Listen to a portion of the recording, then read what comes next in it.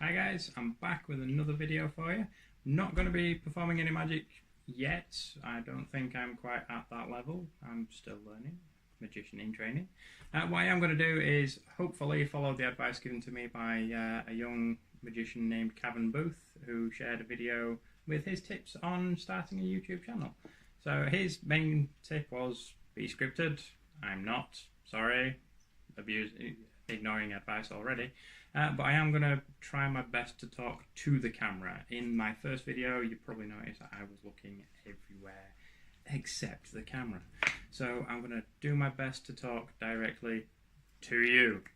And today I'm going to be sharing my card collection. Ignore the cats in the background, there's plenty of them. So there's just a small selection in here. I'll just dump them out. Wobbly table. There's no particular reason I buy any of these, apart from most of the time I just like the design. So, like the Bone Riders from Bicycle. These things are great. My fiance is obsessed with Halloween, so I thought she'd appreciate these. Just a little skeleton on a bicycle. But yeah, there's nothing really major fancy about these. Just the colour change. They've replaced all the reds with orange, which is pumpkins basically. So all is good with those. It's just a nice, happy little skeleton on a bicycle. Then we've got the alchemy cards, which I only got these because every single one of them has got a slightly different design. I mean, there's loads to go through. I can't possibly show you every single one. I mean, my personal favourite is the King of Diamonds. That's just my kind of style. I mean, these things were the very first deck of cards that I bought, and you can tell just by the colour of the sides they have been abused to hell. Top tip, wash your hands before handling cards, or they will end up like that very quickly.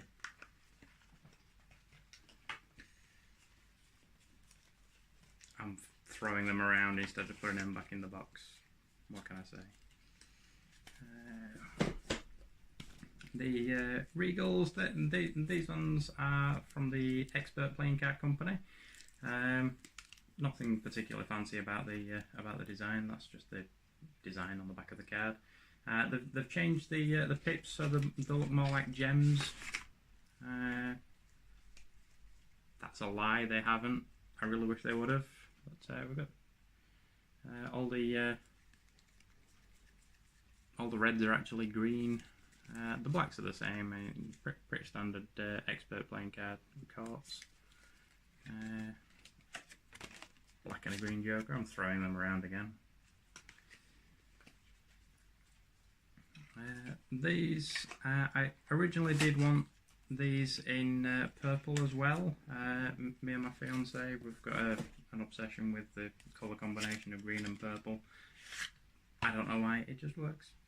Then we've got the Exquisite from DeVoe's signature series. Now these ones, the back design is quite nice, but what I found weird about these cards, and a little strange, the pips and indices, they're all on the wrong side, or rather they're on the right side instead of the left, which is wrong, but it's right.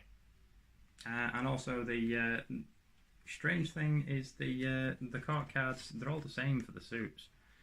So the Jack of Diamonds and the Jack of Clubs both look exactly the same, which is a bit disappointing, but apart from that, the actual design of the cards themselves is quite nice.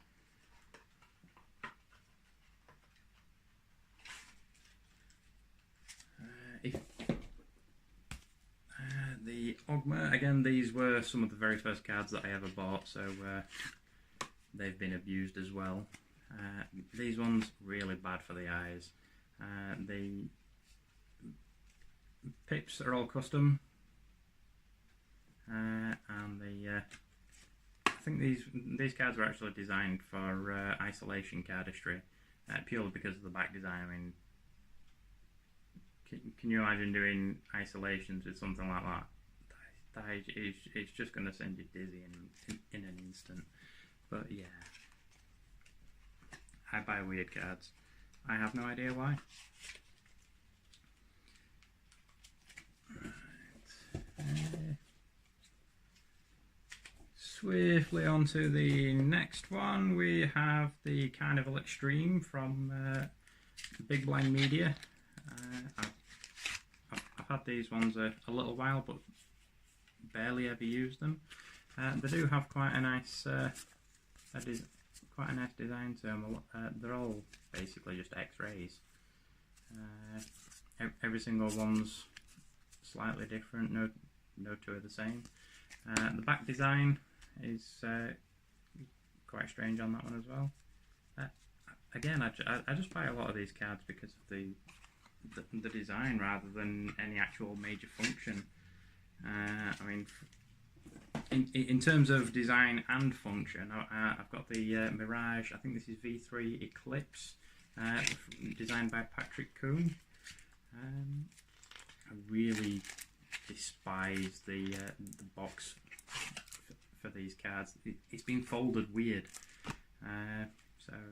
But yeah, these again, great design. But if you look closer, these are actually marked cards. I'm not going to give away where the markings are,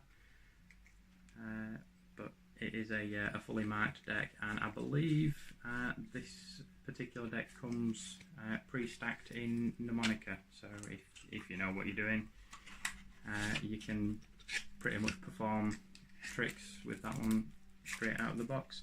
You'll probably notice I almost always keep the plastic sleeves on the decks just for a bit of extra protection. The Divine playing cards, which is these ones here. Again, another one that I bought purely for the design itself. I mean, just how intricate is that?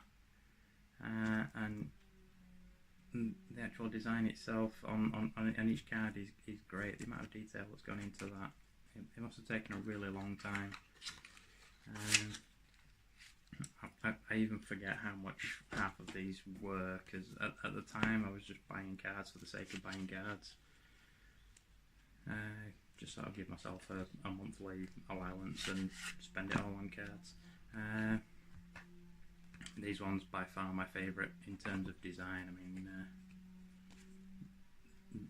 these cards were designed for cardistry.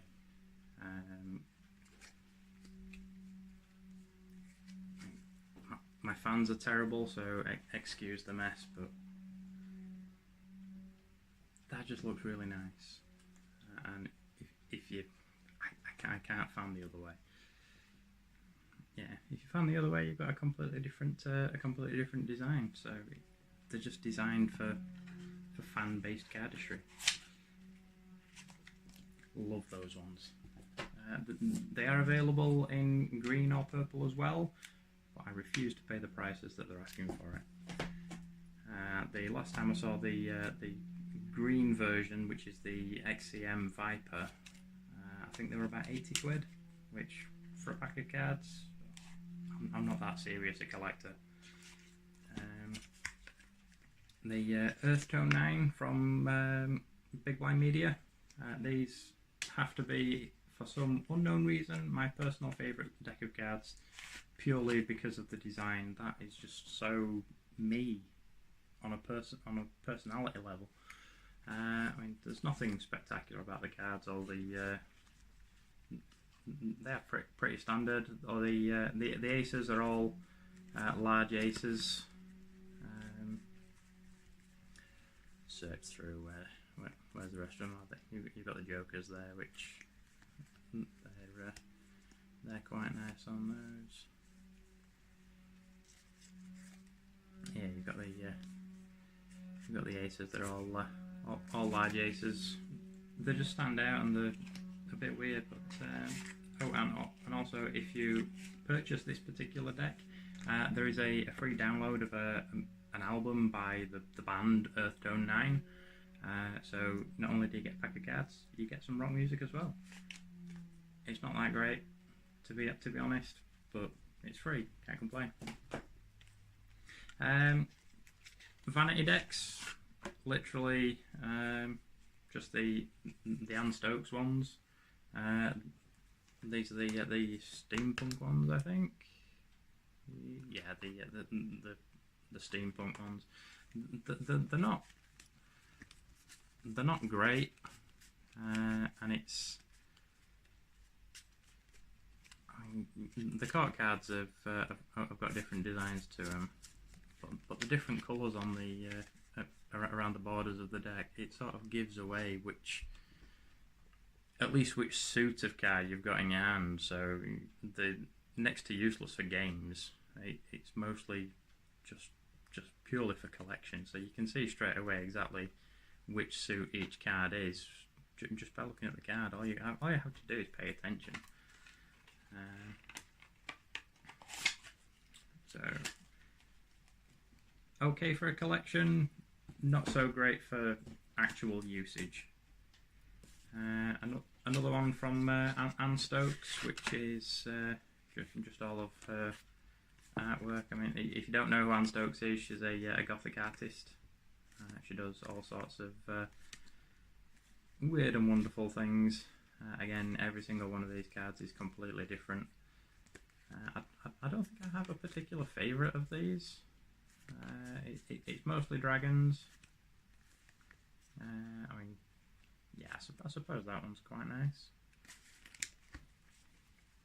She does also have another set, which is Dark Hearts, which is very similar to that deck, but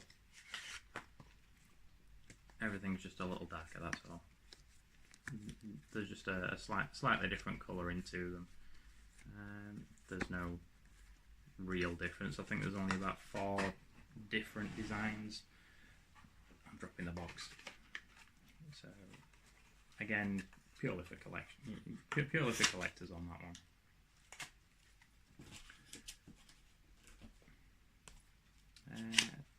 Right, these ones from the Carditions. These were originally a Kickstarter project, which I wanted to back, I just couldn't at the time. I was going through quite a major life change, but just the design on the back of those is fantastic. And they're all completely custom pips.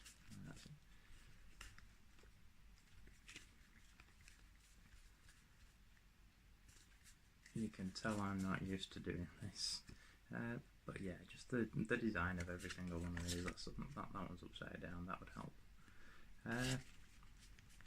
Yeah, it's just a really nice design. I saw these and I just had to have them. So as soon as I found somewhere that was selling them after the Kickstarter had ended, I just picked them up. I didn't ask any questions. I just grabbed them because they were available. Relatively cheap too. At the time, I think the price on those has gone up quite a bit. And again, these ones again were another Kickstarter that I didn't back, but I wish I did. Again, purely because of the design. I mean, they've got quite a futuristic feel to them, which it's combining the best of both worlds. I mean, cards, as we know, are several 100 years old, possibly even thousands, and it's put a space age twist on them, really, which is quite nice.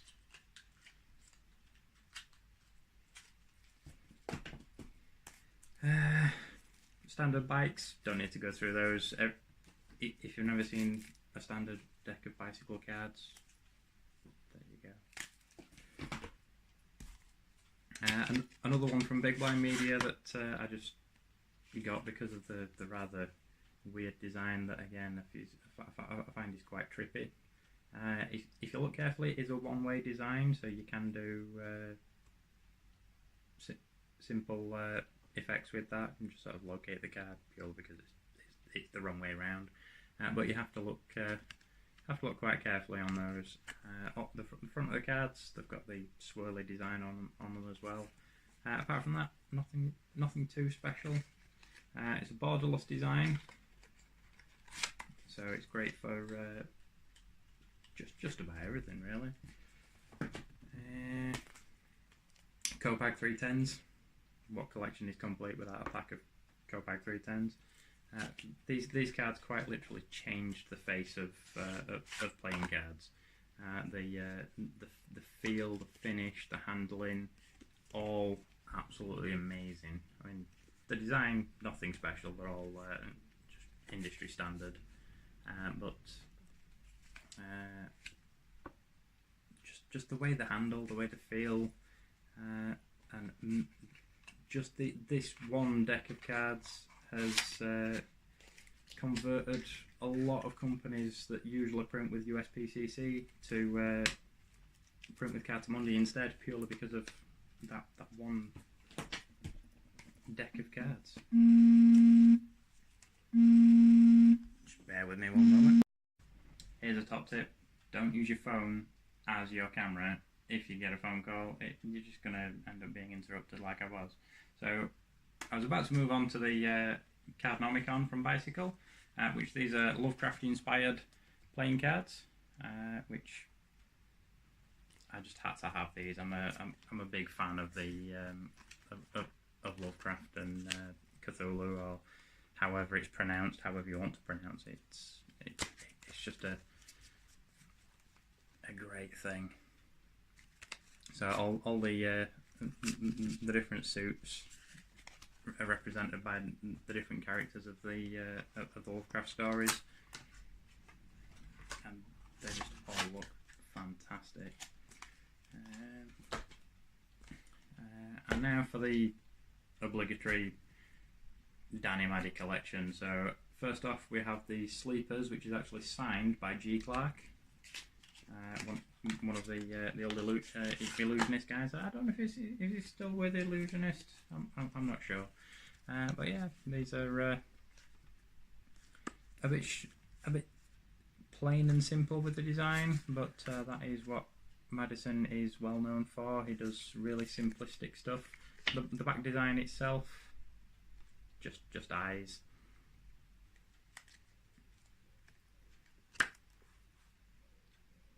You've got various different things in there. A lot of these cards come with a double backer, which is always handy for just magic effects, stuff like that. I'm doing that thing where I'm talking to everything apart from the camera. I'm gonna try and improve that. The Kittens, which is basically the deck that you borrowed from your gran, but it's actually a marked deck. It's a one-way design deck. There's a card in there, if you're familiar with Madison's Angle Z, or Angle Zero, Angle Z, whatever you want to call it, which it's in here somewhere. There we go. So you can do you can perform minor miracles with a deck like this. And the best thing is, nobody's going to ask questions because it looks like something you'd borrow from your gran. I mean, just look at the design on that. I mean, every grandparent's going to have a pack of cards like that lying around somewhere. The Madisonist playing cards, which is Daniel Madison's first solo run, which these are the first cards that Daniel Madison printed independently, which these are using the Cartamundi B9 stock, which is what was on the 310s that I showed you a moment ago. Pretty standard cards in themselves. There's no real changes to the face designs, apart from the King of Diamonds is Daniel Madison, as it always has been. And probably always will be.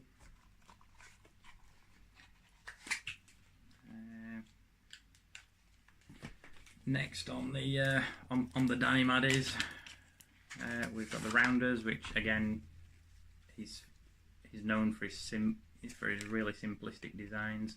What I like most about these is actually the jokers, because that is just a really nice design. He's got the raven on the razor blade. It's just a really nice design. At one point I did actually fancy having that as a tattoo, and I'm not sure why, but who knows? It could happen one day. I am looking at getting another tattoo, and I do always like crows and ravens, so I was thinking along those lines anyway. So we've got the Madison dealers, which these are Madison's marked deck of cards, which is a borderless deck, and again pretty standard. The King of Diamonds, in fact a lot of the court cards are actually people that Daniel Madison knows.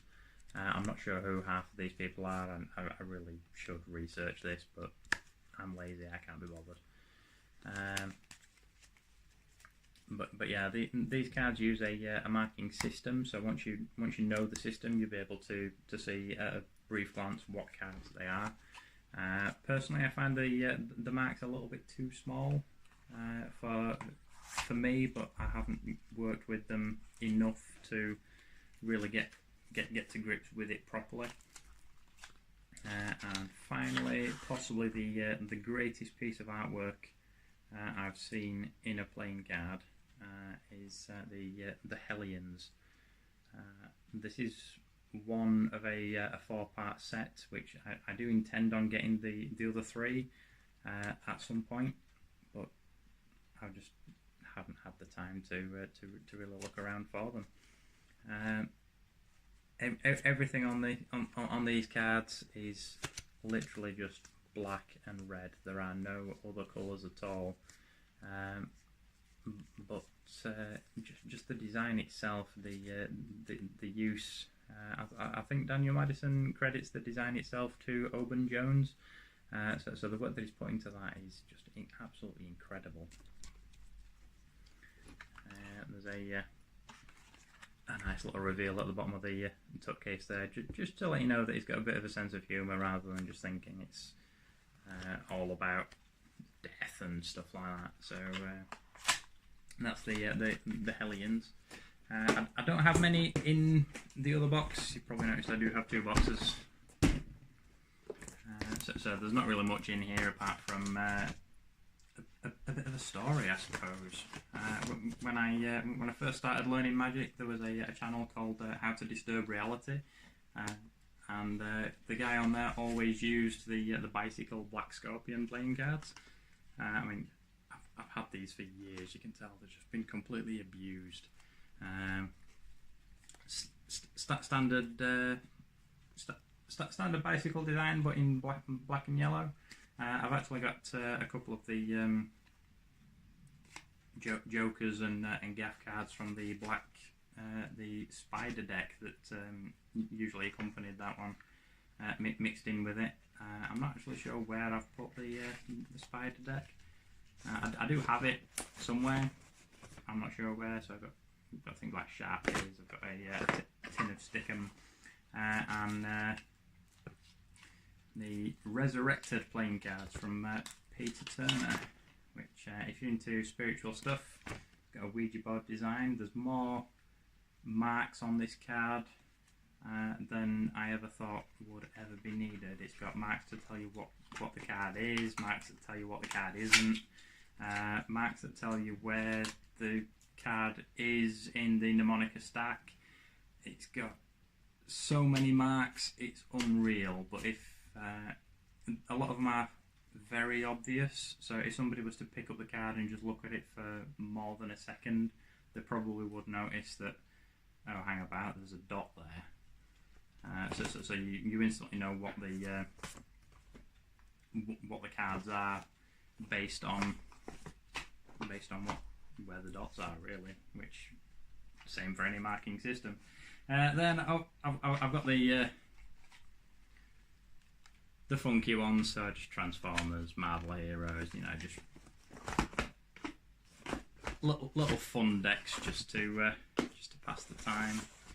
And then you obviously need to have a pack of black magic playing cards, which is just a black design on a black piece of plastic, which